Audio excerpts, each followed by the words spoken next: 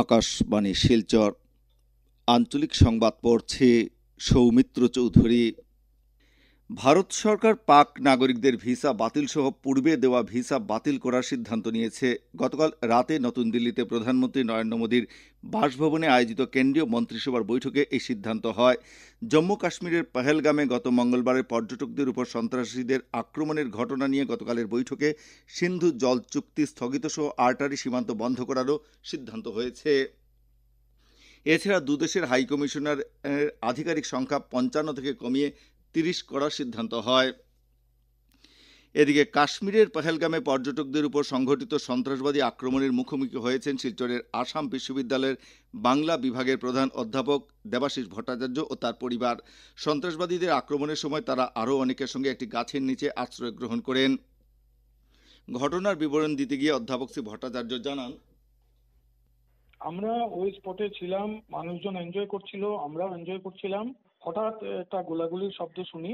প্রথম একটা গুলি, তখন আমরা ততটা গুরুত্ব দিইনি। আমার একজন লোকাল ফটোগ্রাফার ছিল কাছে, ওকে বলেছিলাম যে কি হয়েছে। ও বললো যে না, ওই বাঁদর টাদর তাড়ায়, অনেক সময় ফরেস্টের লোক এসে ব্ল্যাঙ্ক ফায়ার করে, বাঁদররা টুরিস্টদের উৎপাত করে, এরকম একটা কিছু বলছিল। তো আমরাও প্রথম গুরুত্ব দিইনি, কিন্তু তারপর আরো দু একটা গুলির শব্দ শুনি।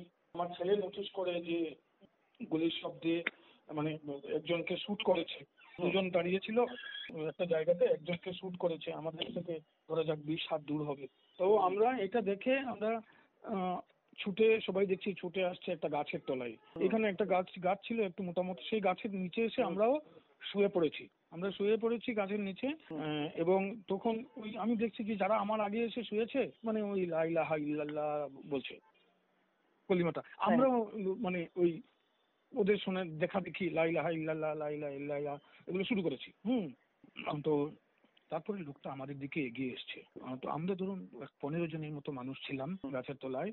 তার মধ্যে একটা মানুষ তখনও শুতে পারেনি, দাঁড়িয়ে ছিল আর কি, শোবে বা এমন সময় লোকটাকে গুলি কিছু একটা বলেছে। কি বলেছে সেটা আমি বুঝতে পারিনি। কিছু একটা বলেছে, কিন্তু বলে আর সময় নেয়নি, গুলি করে দিয়েছে। তো লোকটা ধপ করে পড়ে গেছে। আমার জ্যাকেটেও একটু রক্ত লেগেছে এসে। জম্মু ও কাশ্মীরের পহেলগামে সন্ত্রাসবাদী আক্রমণের পরিপ্রেক্ষিতে রাষ্ট্রপতি দ্রৌপদী মুর্মুর আজ আসাম সফর বাতিল করা হয়েছে। উল্লেখ্য, রাজ্যে বেশ কয়েকটি কার্যসূচিতে অংশগ্রহণের উদ্দেশ্যে রাষ্ট্রপতি শ্রীমতী মুর্মুর দুদিনের কার্যসূচি নিয়ে আজ আসামে আসার কথা ছিল।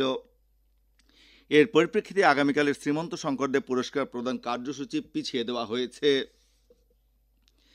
পহেলগামে সংগঠিত সন্ত্রাসবাদী হামলার তীব্র নিন্দা জানিয়ে বরাক উপত্যকার বিভিন্ন সংস্থা সংগঠন প্রতিবাদ কার্যসূচি পালন করছে। হাইলাকান্দির হিন্দু জাগরণ মঞ্চের পক্ষ থেকে গতকাল শহরে প্রতিবাদ কার্যসূচি পালন করা হয়। এছাড়া হাইলাকান্দির ব্যবসায়ীরা গতকাল শহরের নেতাজি পয়েন্টে শোকসভার আয়োজন করে পহেলগামে নিহতদের প্রতি শ্রদ্ধা জ্ঞাপন করেন। হাইলাকান্দি জেলার অগ্নিকোণ্ডা সমাজ উন্নয়ন সংস্থাও হাইলাকান্দি শহরের শহীদ স্মারক স্তম্ভে মোমবাতি জ্বালিয়ে নিহতদের স্মরণে শোক প্রকাশ করে নীরবতা পালন করে। শিলচরেও গতকাল সন্ধ্যায় শহরের ক্ষুদিরাম মূর্তির পাদদেশে জমায়েত হয়ে সাধারণ মানুষ পহেলগাম হত্যাকাণ্ডের বিরুদ্ধে প্রতিবাদ কার্যসূচি পালন করছেন। এসইউসিআই কমিউনিস্ট দলের সাধারণ সম্পাদক প্রভাস ঘোষ জম্মু কাশ্মীরের পর্যটকদের উপর গুলি চালনার ঘটনার তীব্র নিন্দা ও ধিক্কার জানিয়েছেন।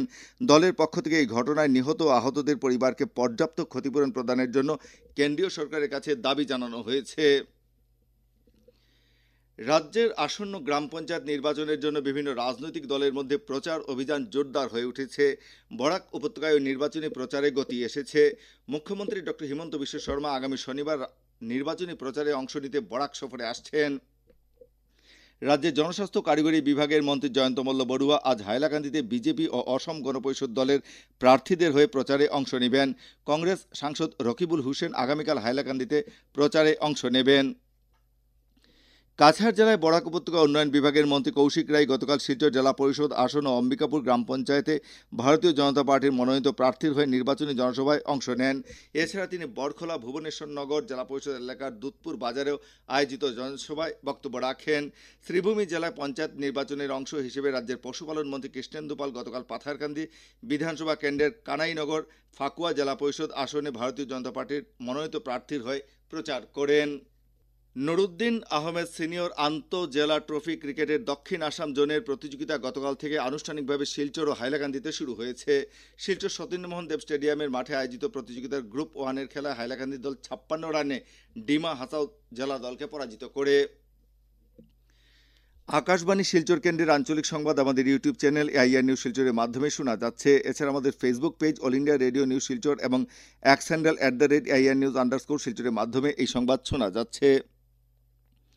আঞ্চলিক সংবাদ এখনকার মতো শেষ হলো। পরবর্তী আঞ্চলিক সংবাদ রাত 7:45 মিনিটে।